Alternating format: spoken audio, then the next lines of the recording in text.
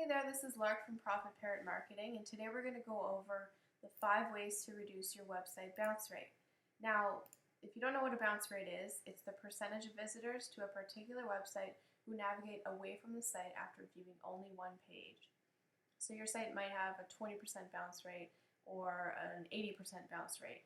The site that has the 80% bounce rate would be a poorly ranked site in the eyes of Google because that shows that the traffic that is going to your website is leaving right away. And that's not good. We need to implement methods that'll help keep the traffic on the site for longer. Go over the 5 solutions.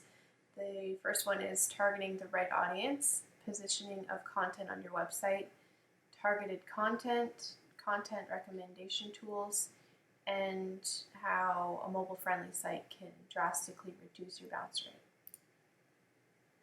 So when you want to target the right audience, you really want to focus on the right keywords. You want to make sure the keywords you're using are targeting your niche and they're fairly competitive.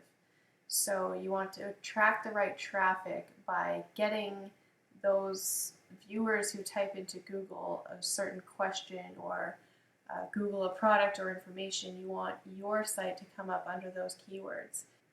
If your site is selling bunny rabbits and someone types in gerbils and finds your site, well, they might leave right away, and that will contribute to a higher bounce rate. So you want to make sure that you have the right traffic coming and it's targeted to the right audience. And you really want to know what your audience's needs and interests are so that you can use specific and relevant keywords in your content, your headings, your videos, your tags, your categories, and make sure that your site is properly optimized so you can target the right audience. The positioning of your content is also important. I added a picture of a terrible website.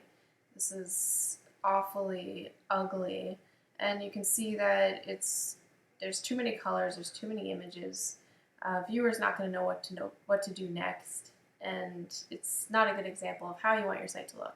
You need to make sure that your site is easy to navigate, and your viewers will find information where they click. So it's good to have a home menu. It's good to have a call to action that is very visible and above the fold. You want to make sure that your layout is clear and clean. You want to add your copy and make it simple. Use images and videos where appropriate, and just make sure that the overall look is clean.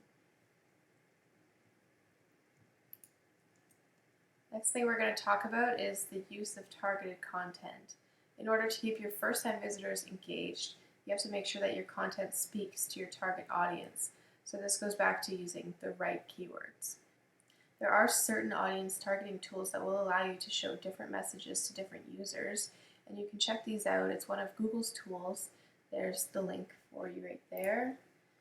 You can use different messages, and these will pop up when a visitor demonstrates exit intent, and it will encourage them to take action, either stay on the page or answer a question as to why they're leaving. Or you could use these exit pop-up messages as a way to insert your call to action and try to get them interested in what you're offering. And the last thing you want to make sure of in order to decrease your bounce rate is to make sure that your site is mobile friendly. It's super important. Google released an algorithm back in April, and if your site isn't mobile friendly, it's not going to get ranked well. So that's a big enough reason right there to make sure that your site is mobile friendly, but also responsive. If you want to check out the Google Friendly Mobile Test, there's a link there. It's another webmaster tool, and they'll tell you if your site is friendly and if it complies with the latest Google algorithm update. If your site isn't mobile friendly and someone's looking at it on their phone or their iPad, they're just going to leave, and this will also harm your traffic ratings and your bounce rate. So that's it for today. If you want more tips on reducing your bounce rate or anything SEO or social media related, we have content posted on our blog weekly, and you can also go there to get our free analysis report. We'll go over how you are doing with your SEO, and we'll give you some tips and more. So if you like this video, please like, share, and subscribe, and we will talk to you soon with a new video. Thank you.